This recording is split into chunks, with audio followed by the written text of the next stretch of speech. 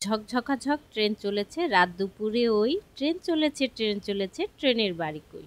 আমরা সবাই কম বেশি এই ছড়াটার সাথে পরিচিত। আজকে এই ঝকঝকাঝক ট্রেনে চড়েই যাচ্ছি বেড়াতে।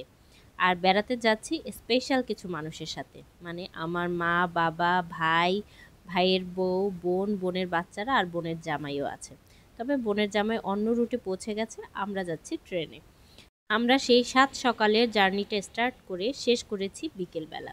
তো বিকেলবেলা আমরা কক্সবাজার পৌঁছে আগে খেয়ে নিয়েছি, তারপরে চলে এসেছি সি বিচে। সি বিচে এসে বাচ্চারা কতক্ষণ দৌড়াদৌড়ি লাফালাফি এগুলো করেছে।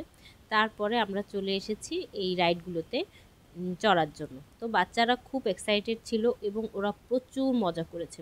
আসলে বাচ্চাদের যে এনার্জি লেভেলটা কতখানি থাকে তা ওদের না দেখলে বোঝাই যায় না। সারা দিন লম্বা জার্নি করেও ওদের কি এনার্জি দেখেন। আর এটা হচ্ছে পরের দিন সকালবেলা। আমাদের হোটেল রুমটা এত সুন্দর জায়গায় ছিল যে বারান্দার দিকে তাকালে, মানে বারান্দা দিয়ে যদি আমি বাইরেরটা দেখি তাহলে এক পাশে থাকে সমুদ্র আর এক পাশে হচ্ছে পাহাড়। আমরা যেহেতু এর আগের দিন সারাটা দিন জার্নি করেছি আর বিকেলবেলাও প্রচুর সি বিচে দৌড়াদৌড়ি করেছি, এ কারণে এনার্জি এত কম ছিল, সবাই এত ঘুমিয়েছি যে সকালবেলা সানরাইজ দেখতে সমুদ্রের পাড়ে যাওয়ার কোনো শক্তি আমাদের ছিল না। তাই আমরা হোটেল রুম থেকে সানরাইজ দেখেছি। আর হোটেল রুমের থেকে আমরা যখন সমুদ্রটা দেখেছি তখন কি আর বাসায় থাকা যায়। নাস্তা বাদ দিয়ে বাবাকে বলেছি, বাবা চলো বাইরে চলো, সমুদ্রে একটু পা ভিজিয়ে আসি, তারপরে নাস্তা খাবো। তো আমার বাবা হচ্ছেন আমাদের চেয়েও এক লেভেল উপরের পাবলিক, মানে সে হচ্ছে চরম লেভেলের শৌখিন এবং সে ট্রাভেল করতে খুব ভালোবাসে।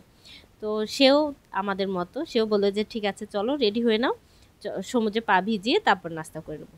তো আমরা আস্তে আস্তে হেঁটে আসছিলাম আর ওদিকে সে সব নাতনিদের নিয়ে চলে গেছে সমুদ্রে পা ভিজাতে। এখানে সম্ভবত আমার ভাইয়ের বউ আছে, ও হচ্ছে আরেকটা পিচ্চি, মানে ও বাচ্চাদের নিয়ে বাচ্চা হয়ে গেছে একেবারে। তো ভাই আর ভাইয়ের বউ থাকায় আমাদের বেনিফিট হচ্ছে আমাদের বাচ্চাদের কোনো খোঁজ খবর আমাদের রাখা লাগেনি। আমার আর আমার বোনের বাচ্চাদের সম্পূর্ণ দায়িত্ব ভাই আর ভাইয়ের বউর হাতে ছিল।